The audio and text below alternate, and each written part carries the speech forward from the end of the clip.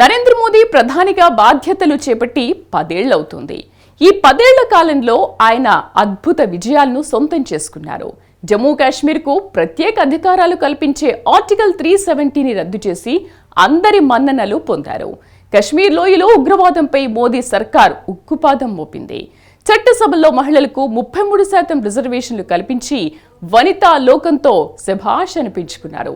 అలాగే అయోధ్యలో రామ మందిర నిర్మాణం పూర్తి చేసి 5 శతాబ్దాల హిందువుల కలను సాకారం చేసిన ఘనతను సొంతం చేసుకున్నారు మోదీ. వీటన్నింటికీ తోడు పార్లమెంటుకు కొత్త భవనం నిర్మింపజేశారు.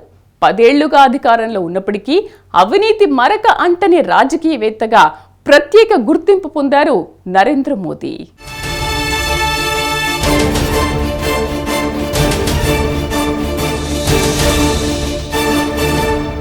2014లో కమలం పార్టీ అనూహ్య విజయం సాధించడంతో కేంద్రంలో తొలిసారి నరేంద్ర మోడీ ప్రభుత్వం వచ్చింది. ఇక అప్పట్నుంచి నరేంద్రుడి ప్రభుత్వం వెనక్కి తిరిగి చూసుకోలేదు. ఒక్కొక్కటిగా ప్రజలకు, దేశానికి మేలు చేసే అనేక కీలక నిర్ణయాలు తీసుకుంది. ఆ తర్వాత 2019లో జరిగిన లోక్సభ ఎన్నికల్లోనూ బీజేపీ విజయ దుందుబి మోగించింది. ఈ 10 ఏళ్ల కాలంలో అనేక సంచలనాత్మక నిర్ణయాలు తీసుకుంది నరేంద్ర మోడీ సర్కార్.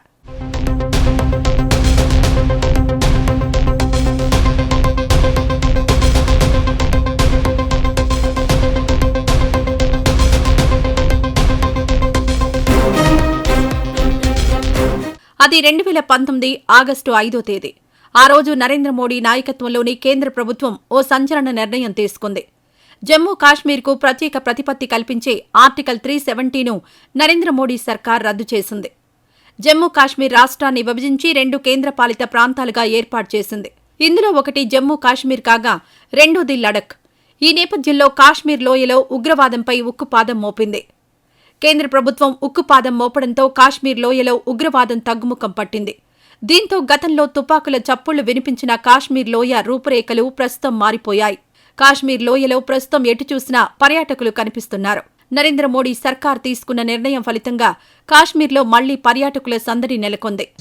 జమ్మూ కశ్మీర్ వికాస్ కి నई ऊंचाइयों को छू रहा है क्योंकि जम्मू कश्मीर आज खुल करके सांस ले रहा है.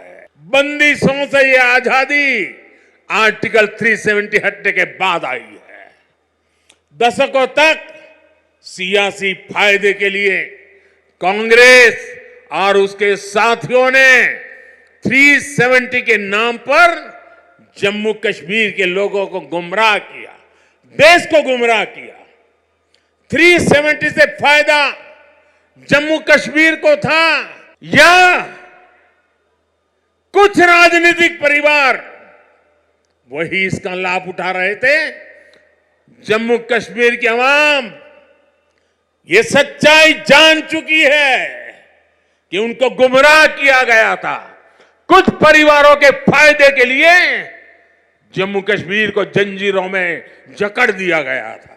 ముస్లిం మహిళల కన్నీళ్లకు కారణమైన ట్రిపుల్ తలాక్కు సంబంధించి నరేంద్ర మోడీ సర్కార్ సంచలనాత్మక నిర్ణయం తీసుకుంది. ట్రిపుల్ తలాక్ను నేరంగా పరిగణించే బిల్లు 2019 జూలైలో పార్లమెంట్లో ప్రవేశపెట్టింది. చివరకు బిల్లు కాస్తా చట్టమైంది. దీంతో ట్రిపుల్ తలాక్ పేరుతో తక్షణం విడాకులు తీసుకునే ముస్లిం పురుషులకు 3 ఏళ్ల జైలు శిక్ష పడుతుంది. ట్రిపుల్ తలాక్ రద్దు కావడంతో ముస్లిం మహిళల జీవితాల్లో వెలుగులు ప్రసరించాయి.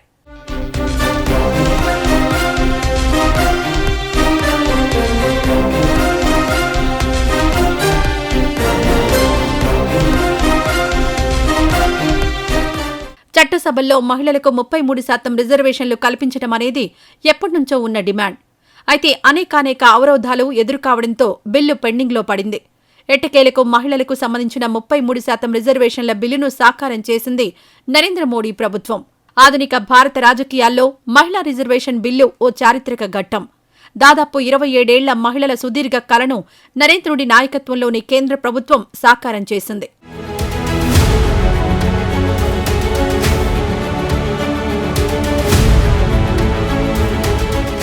ఆర్థికంగా బలహీనమైన అగ్రవర్ణాల ప్రజల మేలు కోసం ఈడబ్ల్యూఎస్ కోటాను ప్రవేశపెట్టింది నరేంద్ర మోడీ సర్కార్. 2019లో కేంద్ర ప్రభుత్వం ఈ సంచలన నిర్ణయం తీసుకుంది. ఈడబ్ల్యూఎస్ కోటా ఫలితంగా విద్య, ఉద్యోగ రంగాలలో అగ్రవర్ణాల పేదలకు రిజర్వేషన్ సౌకర్యం లభిస్తోంది.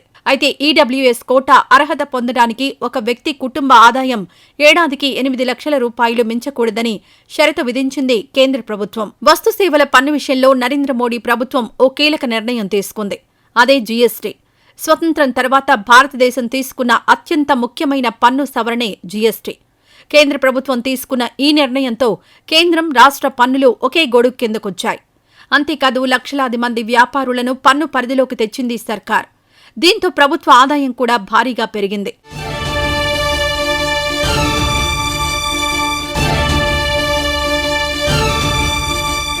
కిందటేడాది మే 28న పార్లమెంటు కొత్త భవనం ప్రారంభమైంది.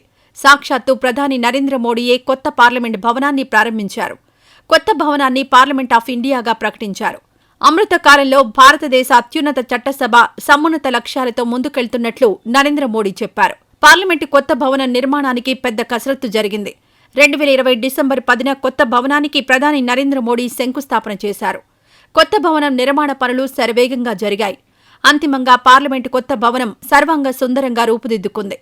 పార్లమెంటు కొత్త భవనం 100% ప్రధాని నరేంద్ర మోడీ డ్రీమ్ ప్రాజెక్ట్. ఆధునిక వస్తువులతో, అధునాతన వస్తువులతో అందరినీ ఆకట్టుకునేలా కొత్త భవనాన్ని నిర్మించింది కేంద్ర ప్రభుత్వం.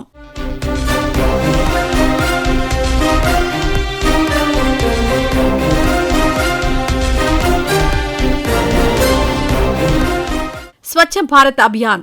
ఇది ప్రధాని నరేంద్ర మోడీ డ్రీమ్ మిషన్.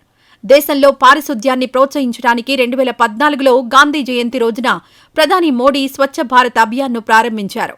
ఈ మిషన్లో భాగంగా 5 ఏళ్లలో 100 మిలియన్లకు పైగా మరుగుదొడ్లను నిర్మించడం ద్వారా బహిరంగ మల విసర్జన రహిత గ్రామీణ భారతదేశానికి రూపకల్పన చేసింది కేంద్ర ప్రభుత్వం.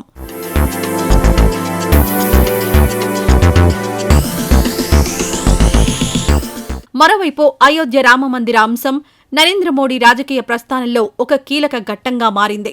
500 ఏళ్ల నాటి హిందువుల కలను సాకారం చేసిన హీరోగా ప్రధాని నరేంద్ర మోడీకి సామాన్య ప్రజల్లో ఇమేజ్ వచ్చింది.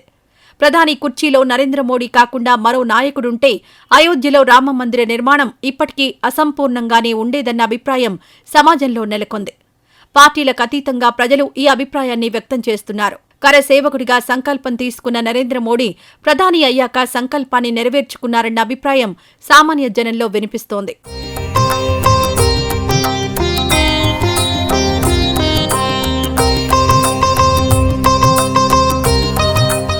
దేశ ప్రధానిగా నరేంద్ర మోడీ 10 ఏళ్లు పూర్తి చేసుకోబోతున్నారు. 10 ఏళ్ల నుంచి ప్రధానిగా కొనసాగుతున్న అవినీతి మరక అంటని రాజకీయ జీవితం ఆయనది. సబ్కా సాథ్ సబ్కా వికాస్ అంటూ సమాజంలోని అన్ని వర్గాల సంక్షేమమే లక్ష్యంగా నిర్ణయాలు తీసుకుంటూ సాగిపోతున్నారు.